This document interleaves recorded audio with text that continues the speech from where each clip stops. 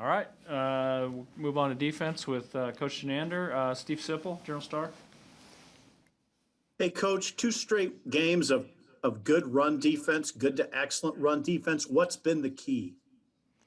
I don't know if there's a secret. Just guys doing what they're supposed to do. I thought the guys up front have been playing physical. Striking offensive linemen, seeing the ball carrier. The linebackers have done a good job of filling their gaps and/or giving us an extra hitter when we need it. And the DBs, when they're asked to make some tackles and get to the party, they've done a great job.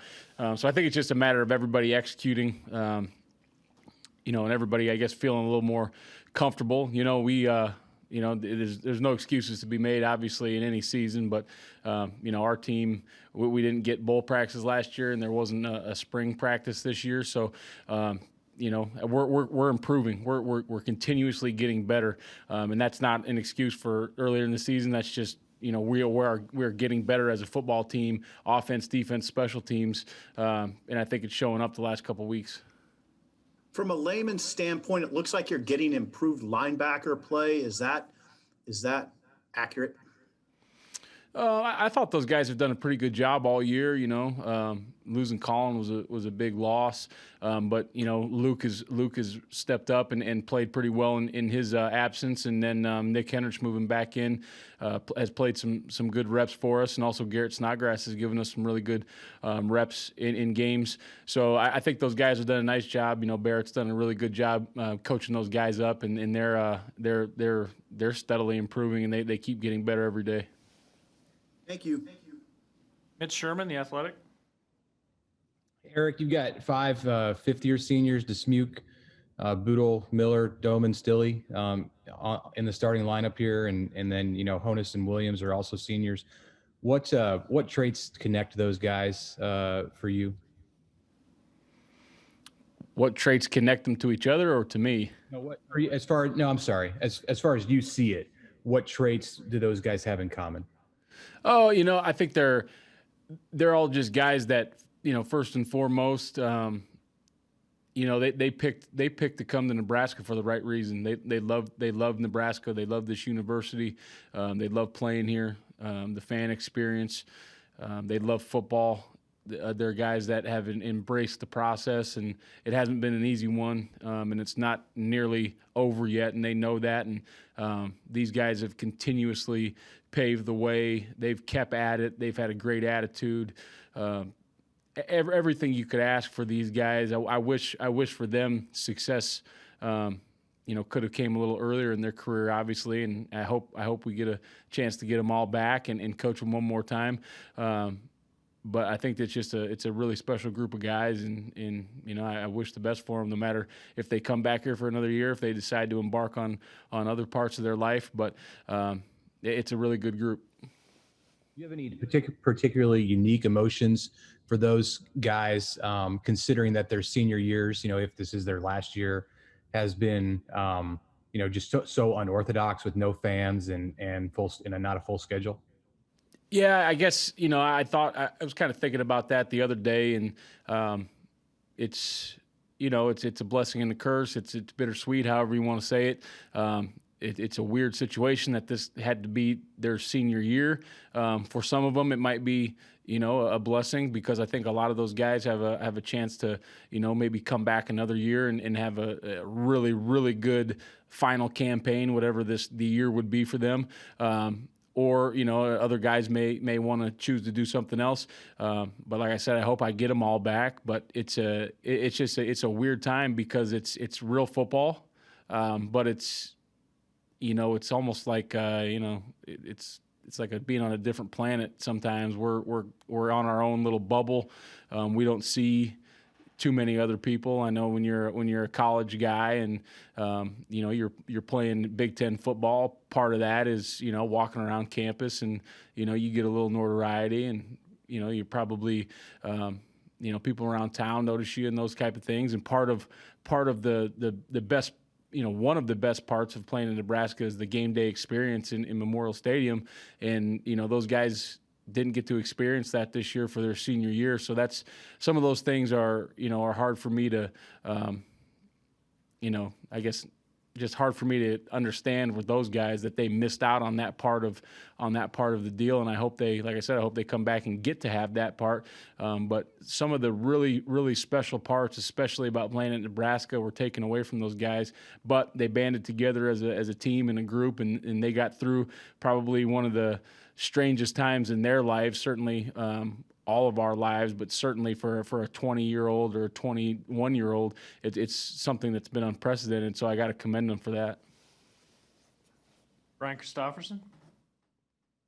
Hey, Eric, what was the challenge when Miles Farmer suffers that freak injury before the game even starts for your guys to just go on from that, and also just, I guess, your feelings towards Miles and the injury and losing him for a while? Well, I guess first things first, when the injury happened, the first thing that I think everybody was thinking was we need to take care of Miles. It wasn't about the football game or what are we going to do without him. It was, let's take care of him. My feelings toward Miles, just like all the guys, I love him. I love him like he's my own.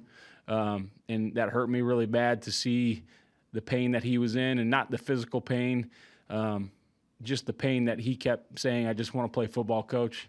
I just want to play football, and knowing that was going to be taken away from him. But he's a strong kid. He's got a great family, so he's gonna come back strong from this. And then as far as moving on from there, it's always next man up. You hate to lose somebody, but it's next guy up, and we have good guys. Noah Pola Gates is ready to roll. Isaac Gifford's ready to roll at the safety spot, and the other guys truly embrace, just like they did when Colin went down, that when you lose a brother, then you play harder for them. And if you think you can't play one more, or you're too tired, you just think about them and them not being able to go out there, and it'll propel you through that series. So I think the guys embraced that it's just time. Let's go get this one for Miles, and let's go play hard for Miles. You mentioned Noah. Where do you see him at as he's progressed? And I know earlier you said it's been tough without the bowl practices in the spring, and maybe Noah's an example of a guy who's figuring it out as he goes. But where's he at, you think, as far as helping this defense?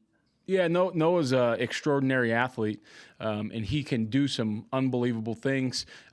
Just like Miles and just like a lot of those young guys, they just needed some more reps, and Noah's figuring things out, and he's going to be a really, really good football player. For the Huskers for a long time. And we talked about this year. For a guy like that, this year, may have been a huge blessing because it, quote unquote, doesn't count eligibility wise. It definitely counts as far as football, but it doesn't count eligibility wise. So for him to get a whole more season of reps and to get a little game experience, and just to get all those reps being up with the ones and twos, I think that's going to serve him very well as he moves forward in his career. Thank you. Parker Gabriel, Journal Star. Eric, when you guys first got here and got the job, and you're watching film on the guys you had back, what did you think of Stilley? He'd played some outside linebacker in 2017 as a redshirt freshman. So what did you make of him, and how have you seen him, grow into being a guy that can play anywhere along your defensive line here as a fifth-year guy? Yeah, I mean, when we first came in and watched him, obviously he was played multiple positions before we got here. Talked to him, and he felt more comfortable with his hand in the ground, which at that point in time, he was a younger guy, and he's done a really good job of developing his body, developing his skill set. I really, truly believe that his best football has been played in the last few games, and he's going to continue to get better. So like I said, I hope we get him back for another year, because I think he's on the verge of having a big-time breakout here. But he works really hard at his craft. He studies a lot of film. He helps the younger guys.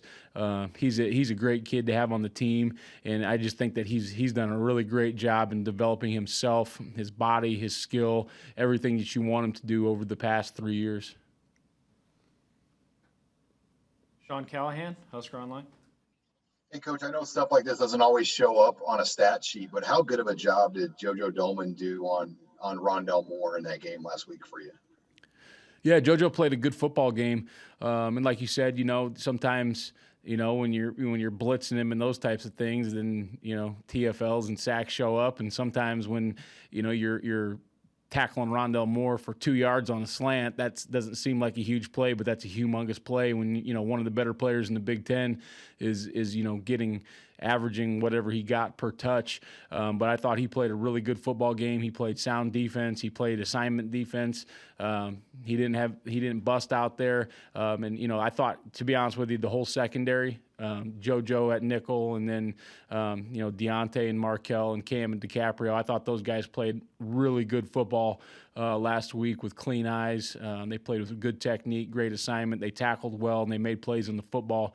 So I was really happy with that whole group. And then Mo Ibrahim, the running back for Minnesota this week, he's the leading rusher in the conference in terms of yards per game. What are the challenges he presents for you guys? Yeah, I think you just kind of said it, but he's a heck of a back. He does really well in their system. He's going to get the ball rolling downhill, and then I think he's got a great feel for what they do in the run game, what he's reading, what cut he needs to make. He can bounce the ball outside. He can also make that jump cut on the backside. He's going to test leverage of all of our defenders, and he's going to be really hard to tackle. I got a lot of respect for him. I think he's a really, really good football player. And their offensive line is a big physical unit too, along with their tight ends. So that's a big challenge this week is going to be, stopping the run game, tackling Ibrahim, and just, bottling up this whole run attack that they have. But I got a lot of respect for what they're doing up front in the run game. 2 more quick ones for Coach. Andy Kendi, KETV. Coach, how much do you bring up last year, or do the guys just know what happened last year, and how much better prepared physically are you to match Minnesota this year? Yeah, I think you always walk the fine line of you got to talk about it. How much is motivation, and then how much is hurtful. But it's been talked about. It'll continue to be talked about. But you're always walking that line. Physically, obviously, I think we're in much better. I want to say shape, but maybe not shape is the word. But our guys are stronger, more physical at the point of attack, more ready for this type of football game. And last year, even though Minnesota had a good plan and they did some really nice things, a lot of it was self-inflicted wounds also. So those got to be cleaned up. Eyes got to get cleaned up in the back end, which I think Coach Fisher's done a great job with that. And then we got to tackle. Last year, you got some of the big runs that are contributed to team leverage, team tackling, people being in the wrong spot. So we've just got to continue to tackle. He's going to get a couple yards. Everybody knows that. But we've got to hold this thing down, and we've got to tackle this guy. We've got to hit him at the line of scrimmage before he gets started. But I think we're in a good place. All right, finish up Chins with Sam McEwen, World Herald. Hey, Coach, I know you don't love disclosing it, but I was just curious if Casey Rogers got a black shirt for his play in the last 3-4 weeks. He did not. We've kept with the starting unit right now, and we've got one out there. Obviously, Colin Miller has not been replaced yet, but we've stuck with the starting group. I've talked to some of the former black shirts and those types of guys, and just kind of getting some advice that way. And it's kind of more of a unit mentality as far as holding each other accountable and holding the other groups accountable. Don't want to water it down by adding a whole bunch more, and kind of keeping it. How the original, not the original guys, but how some of the big hitters from before kind of see that thing going. Obviously, I wasn't here when it got started. I wasn't here when, Jason Peters and Grant Wistrom and those guys were here. So I kind of bend their ear a little bit and get some input. But, having the starting unit have those shirts, and having the starting unit, set a different tempo out there and holding other people accountable is a good thing, I think. Thank you. Appreciate that. All right. Thank you, Coach. We'll have Thanks.